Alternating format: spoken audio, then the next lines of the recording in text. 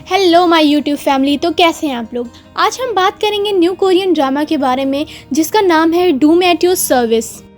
तो आज हम एपिसोड 3 का हिंदी एक्सप्लेनेशन करेंगे। तो बिना देरी किए चलिए शुरू करते हैं। और हाँ, अगर आप 1 और 2 एपिसोड का एक्सप्लेनेशन नहीं देखे हुए तो आई सजेस्ट कि पहले वो देखें। तो उसके लिए सबसे पहले मेरे चैनल पर जाना होगा और वहाँ से आप एपिसोड 1 और 2 का एक्सप्लेनेशन देख सकते हैं। तो चलिए बिना देरी किए लेट्स स्टार्ट। तो एपिसोड 3 में दिखाया जाता है जब तक की मॉम और डैड की डेथ हो जाती है। तभी तक के रिलेटिव्स ये बात किया करते हैं कि इन बच्चों को कौन देख रेख करेगा।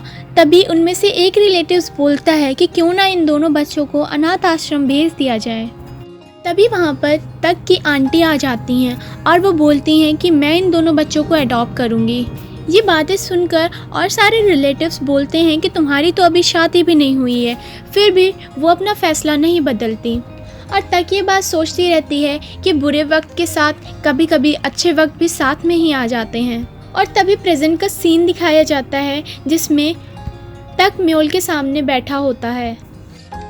तक को म्योल को देखकर ऐसा ही लगता है कि वो भी मेरे बुरे वक्त में अच्छा साथी बनकर आया है। फिर म्योल वहाँ से जा ही रहा होता है तो तक उसे बुलाती है और उससे कहती है कि क्यों ना हम दोनों साथ में रहें। और फिर म्योल स्माइल देकर बोलता है ठीक है। ये सुनकर तक बहुत ही शॉक्ड हो जाती है, क्या ये इतनी जल्दी मान गया, क्योंकि तक उस टाइम बहुत ही इमोशनल रहती है। और फिर जब तक घर चली जाती है तो वो यही सोचा करती है कि मैंने इतनी जल्दी कैसे बोल दिया और मैं इतनी इमोशनल थी उस टाइम कि मैंने ये सारी चीज़ें बोल दी। अब मैं सारी बातें क्लियर कर लूँगी और उसे ये बोल दूँगी कि मैं उस टाइम में इमोशनल थी।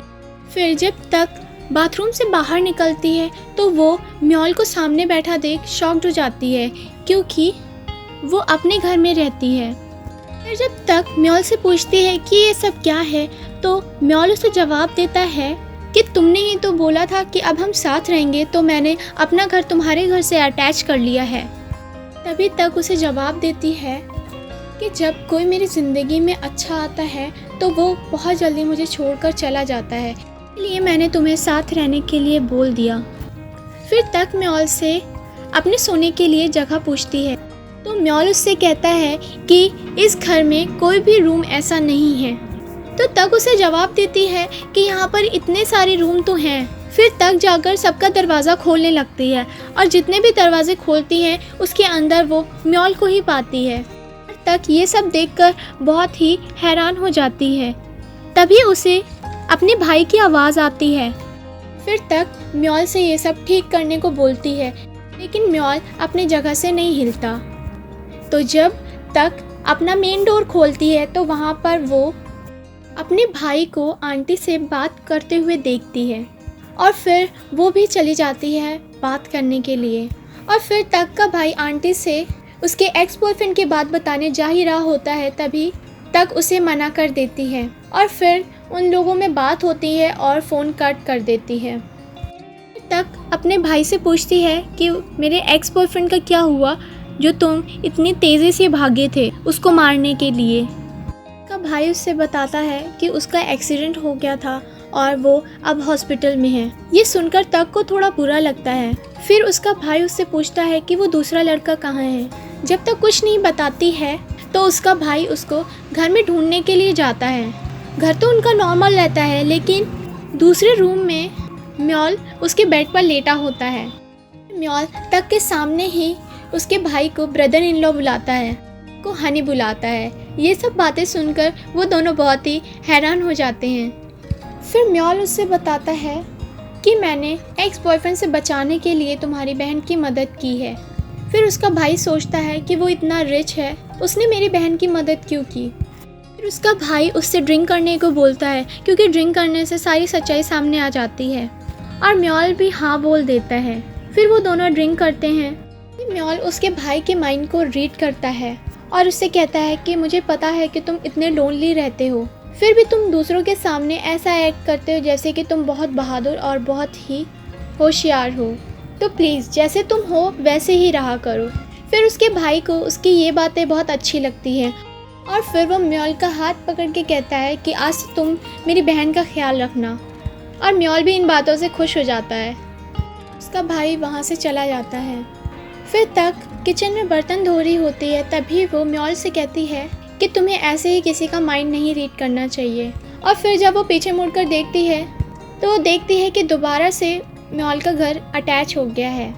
फिर म्योल तक से कहता है कि क्या मैं अपने घर पर भी स्मोक नहीं कर सकता। और फिर वो कहता है कि यही है ना जिससे तुम सबसे ज़्यादा प्यार करती हो। फिर तक उससे मना कर देती है, और हाँ, तुम प्लीज़ उससे दूर रहो और उसको हर्ट करने की भी कोशिश मत करना। फिर तक सोने की कोशिश करती है तो लाइट ऑन रहती है, तो फिर वो म्योल से कहती है कि प्लीज़ तुम लाइट ऑफ करके सो जाओ और मुझे भी सोने दो। तक से कहता है कि ना ही मैं खाता हूँ और ना मैं सोता हूँ। फिर तक म्योल से कहती है कि तुम ऐसा सब कुछ क्यों कर रहे हो, क्या तुम्हें हम पर दया नहीं आती। तो म्योल उसे जवाब देता है कि मुझे ये सब कुछ करना ही पड़ता है, मैं ह्यूमन नहीं, इसीलिए मेरे अंदर कोई फीलिंग्स नहीं है। बोलती है कि नहीं, तुम मुझसे झूठ बोल रहे हो, तुमने ही तो मुझसे कहा था कि उस टाइम हम दोनों के माइंड में सेम फीलिंग आई थी। ये बातें सुनकर म्योल भी सोचने में पड़ जाता है। फिर जब तक सो जाती है तो उसके सपने में कि पास्ट की यादें आने लगती है। उसे उसके सपने में मॉम डैड के फ्यूनरल के ही टाइम एक लड़का दिखाई देता है और फिर उसकी वहाँ पर आंखें खुल जाती हैं और वहाँ पर तक म्योल को कैलेंडर के सामने देखती है और वो उससे पूछती है कि क्या तुम आज भी मेरे सपने में आए थे, बट म्योल मना कर देता है। फिर म्योल कैलेंडर को देखकर कहता है कि देखो तुम्हारे 4 दिन चले गए। उसके बाद में तक उस कॉन्ट्रैक्ट का टर्म और कंडीशन लिखती रहती है और उसमें वो एक ये भी पॉइंट लिखती है कि मुझे इन 3 महीनों में दर्द नहीं होगा। फिर म्योल उससे कहता है कि होगा दर्द अगर तुमने रिचार्ज नहीं किया तो। फिर लास्ट पॉइंट में तक ये भी लिखती है कि अगर मैंने इस कॉन्ट्रैक्ट को तोड़ा तो मेरा कोई अपना मर जाएगा। फिर तक ये भी सोचती रहती है कि अगर ये दुनिया डिस्ट्रॉय हुई फिर भी तो वो मरेगा। तो म्योल हंस के कहता है ठीक है, मैं उसे अभी ही मार देता हूँ। फिर तक गुस्से में आ जाती है और फिर वो वहाँ से चली जाती है और म्योल उसको बाय बोलता है। फिर म्योल उसके जाने के बाद तक की फ्यूनरल वाली फ़ोटो देखता रहता है। फिर नेक्स्ट सीन में दिखाया जाता है कि ऑफिस में सब लोग अपना काम कर रहे हैं, लेकिन तक उसी के बारे में सोचा करती है। फिर तुरंत ही तक के लैपटॉप स्क्रीन पर टाइपिंग होने लगती है और लिखा होता है कि मुझे तुम्हारा बॉयलर बंद करना नहीं आता, वो ऑन है। और ये पढ़कर वो बहुत शॉक्ड हो जाती है और तभी उसकी कलीग देख लेती है और वो उससे पूछना शुरू कर देती है। फिर तक एकदम से लैपटॉप बंद कर देती है। फिर तक एटीएम से पैसे निकालने के लिए जाती है। फिर एटीएम की स्क्रीन पर भी लिखा हुआ आता है अभी तक तुम्हारा बॉयलर बंद नहीं हुआ है, इससे तुम्हारे बिल बहुत ज़्यादा आएगा। बाद तक कैफ़े में जाती है और मेन्यू खोलती है, उस पर भी म्योल का मैसेज रहता है और फिर से वो वही मैसेज लिखता है कि मुझे तुम्हारा बॉयलर सच में बंद करना नहीं आता और इसका टेम्परेचर हाई से हाई होता जा रहा है। फिर तक ये सुनने के बाद में अपने फ्रेंड्स को बाय बोलकर जल्दी से अपने घर जाती है और फिर वो जब बॉयलर देखती है तो वो बंद रहता है और वहाँ पर एक नोट चिपका होता है कि मैंने बंद करने की बहुत कोशिश की और आखिर में बंद हो गया, इसीलिए तुम्हें मुझे थैंक्स बोलना चाहिए।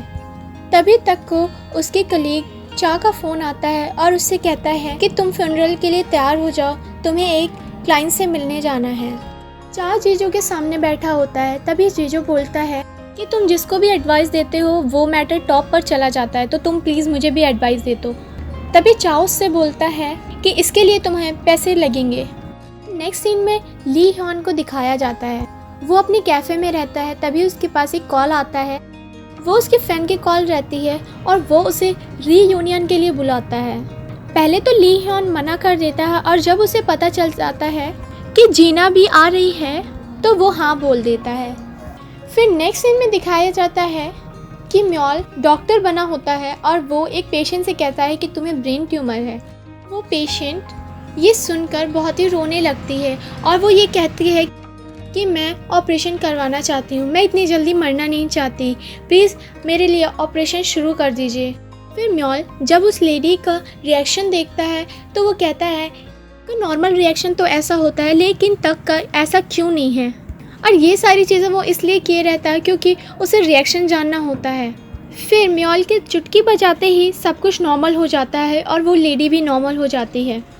फिर म्योल गॉडेस से मिलने के लिए जाता है। तब एक नर्स बताती है कि वो यहाँ नहीं है, वो यहाँ से चली गई। और नेक्स्ट सीन में तक को दिखाया जाता है जो कि उस फ्यूनरल में मिलने जाती है एक क्लाइंट से। फिर तक क्लाइंट के बात करने के बाद उसकी फ़ोटो देखती है जिसके फ्यूनरल में वो गई होती है। तभी तक से एक लड़की टकराती है और तब उसे याद आता है कि फिर तक को याद आता है कि जो आज उसने सपना देखा था मॉम डैड के फ्यूनरल का, उसमें वो लड़का म्योल ही होता है। और फिर वो बस स्टॉप पे बस का इंतज़ार किया करती है। तभी उसके बगल में वही लड़की आके बैठती है फ्यूनरल में टकराई थी, और वो लड़की और कोई नहीं वही गॉडेस होती है। और जैसे ही गॉडेस बात करना चाहती है वहाँ पर म्योल खड़ा हो जाता है। फिर गॉडेस एकदम से उसके ब्रेसलेट के बारे में पूछने लगती है, और जैसे ही वो उसे छूना चाहती है म्योल तक को बुला लेता है और उसे ज़बरदस्ती लेकर चला जाता है। तभी तक म्योल से कहती है कि मैंने तुम्हें देखा है मॉम डैड के फ्यूनरल में, तुम भी उस फ्यूनरल में किसी के सामने रो रहे थे। तभी एक फ्लैशबैक दिखाया जाता है, दिखाते हैं कि म्योल किसी के फ़ोटो के सामने रो रहा है, तक उसे देख रही है। तो तक कहती है कि मुझे अचानक से याद आया, और तुम कह रहे थे कि ना ही तुम खाते हो, ना सोते हो, और ना ही तुम्हारे अंदर कोई फीलिंग्स है, फिर तुम रो क्यों रहे थे। म्योल कहता है कि मैं वो नहीं था, लेकिन तक कहती है कि नहीं तुम वही थे। गॉडेस कहती है क्या बात, आजकल एडल्ट लोग भी रोने लगे हैं, और ये कहकर वो चली जाती है। और जब तक वो बस में बैठती है म्योल उसको घूरता रहता है, और फिर वो गॉडेस वहाँ से चली जाती है। फिर नेक्स्ट सीन में दिखाया जाता है कि तक अपने घर पर है। फिर तक म्योल से कहती है कि तुम ऐसा क्यों रिएक्ट कर रहे हो जैसे कि तुम सो रहे हो। फिर म्योल कहता है कि मुझे तुम्हारी चिंता हो रही है। फिर म्योल तक से कहता है कि तुम जब मरने वाली हो तो तुम इतना काम क्यों कर रही हो। फिर तक उस बातों का जवाब देती है कि मेरे पास बहुत सारे खर्चे हैं, मैं काम पर नहीं गई तो मेरे पैसे कौन चुकाएगा। तो म्योल कहता है कि तुम लास्ट विश में अपने पैसे ही मांग लो ना।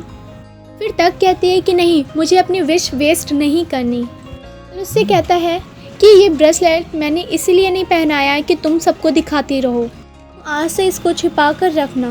फिर म्योल उसे आगाह करता है अगर कुछ हुआ तो तुम मुझे ब्लेम मत करना।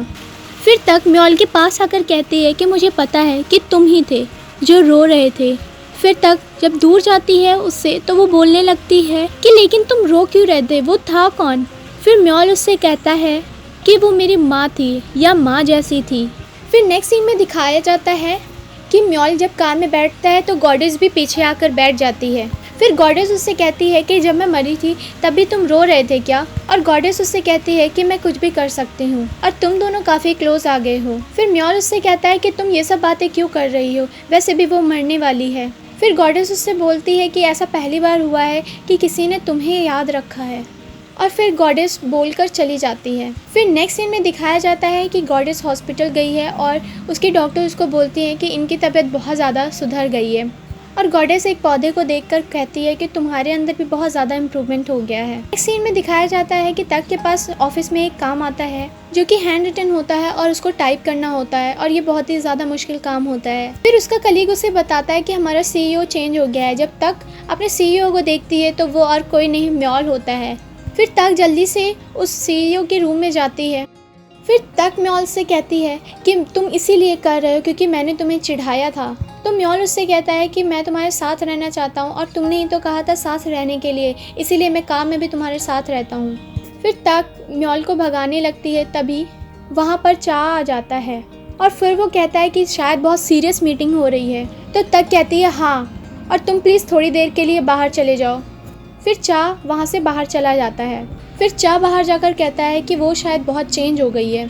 फिर म्योल कहता है कि तुम उसे लाइक करती हो क्या। फिर दूसरे सीन में ना को दिखाया जाता है और ना को पता चलता है कि उस रीयूनियन में आ रहा है। फिर मिस ना पीछे मुड़कर देखती है तो वहाँ पर ली बैठा होता है। फिर मिस ना उसको देखती है और उसे याद आता है कि वो वही लड़का रहता है जिसने उसे किस किया था बचपन में, और वो वही क्लाइंट होता है तक ने जिसे भेजा था उससे मिलने के लिए। उसे बताता है कि तुम्हारी एंडिंग गलत होती है, तुम अपनी कॉमिक की एंडिंग सही करो। नेक्स्ट सीन में तक और म्योल को दिखाया जाता है जिसमें तक टाइप कर रही होती है। उसे म्योल वही बातें दोहराता है कि जब तुम्हें मरना ही है तो तुम फिर से इतना काम क्यों कर रही हो। फिर तक म्योल से कहती है कि अगर तुम्हें मेरी इतनी चिंता हो रही है तो तुम प्लीज़ टाइप कर लो। फिर वो उससे फिर से वही बात दोहराता है कि ना मैं खाता हूँ ना सोता हूँ और ना ही मुझे टाइप करना आता है। फिर तक को उसी टाइम याद आता है और वो म्योल से बताने लगती है कि फ्यूनरल के वक्त जो लड़की उससे टकराई थी वो बस स्टॉप वाली ही लड़की थी। और ये बातें सुनकर म्योल को बहुत टेंशन होती है और तभी म्योल को बातें याद आती है कि गॉडेस ने कहा था कि मैं कुछ भी कर सकती हूँ। फिर म्योल उससे मिलने के लिए जाता है और फिर उससे वो पूछता है कि तुमने मुझसे यही कहा था कि मैं कुछ भी कर सकती हूँ, तो तुमने ही ये सब किया है। फिर वो कहती है कि तुम्हारी वजह से तक बहुत प्रॉब्लम में पड़ सकती है। फिर नेक्स्ट सीन में तक को दिखाया जाता है। फिर तक म्योल को बताता है कि हाँ मैं वही था जो कि फ्यूनरल के टाइम में था। को समझ में नहीं आता है कि वो ये सब बातें क्यों कर रहा है और मिडनाइट हो गया था और उसका रिचार्ज नहीं हुआ था। रिचार्ज ना होने की वजह से फिर से तक को वही पेन होने लगता है। तक म्योल से हेल्प करने के लिए बोलती है लेकिन हेल्प नहीं करता है। फिर म्योल उससे पूछता है कि ये तुम्हारी आखिरी विश है क्या, लेकिन वो उसकी आखिरी विश नहीं रहती है, इसीलिए वो अपना हाथ नीचे कर लेती है। बहुत देर तक को पेन होता रहता है लेकिन फिर भी वो आखिरी विश ये नहीं मांगती है। फिर जब म्योल उसको इतने दर्द में नहीं देख पाता है तो वो अपना हाथ उस पर रख देता है और रिचार्ज कर देता है और वो उससे बताता है कि मेरे अंदर किसी के लिए कोई भी फीलिंग्स नहीं है। तक बहुत गुस्से में रहती है और वो उससे कहती है कि मुझे तुम्हारे ऊपर बहुत ही दया आ रही है। म्योल उससे कहता है तुम्हें मुझ पर नहीं खुद पर दया करनी चाहिए। फिर म्योल तक से कहता है तुम्हें मेरे वजह से बहुत रोना पड़ेगा और तुम हार कर एक विश मांग लोगी कि ये दुनिया तबाह हो जाए। फिर तक कहती है कि तुम्हारा अगर यही प्लान है तो ठीक है।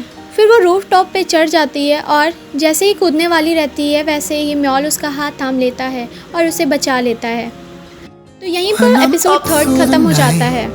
I can't turn down the noise, tear all the worries out of my mind. About who I'm supposed to be, I start to believe I can't get it right. Remember the days I let slip away.